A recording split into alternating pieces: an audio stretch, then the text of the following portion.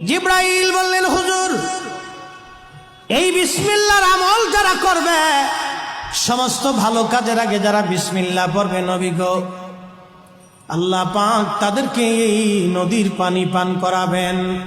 হাউজে কাউসারের পানি তাদের জন্য বরাদ্দ হবে। একবার জোরে বলা যাবে কি মারহাবা? কতদিন পর্যন্ত এই জান্নাতে থাকবে তারা?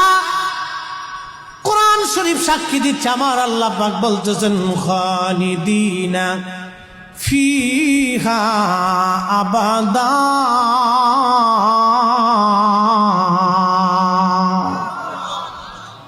চিরদিন চিরদিন চিরদিন চিরদিন চিরদিন ওই জান্নাতে তারা থাকবে। আল্লাহ বলেন, রাদিয়াল্লাহু আনহুম ওয়া রাদু আনহু যালিকা লিমান খাশিয়া রাব্বাহ। আল্লাহ বলেন, আমি তাদের উপরে রাজি, তারা আমার উপরে রাজি। মারহাবা বলেন। আল্লাহ তাদের উপরে রাজি, রব্বে কারীম যাদের উপরে রাজি।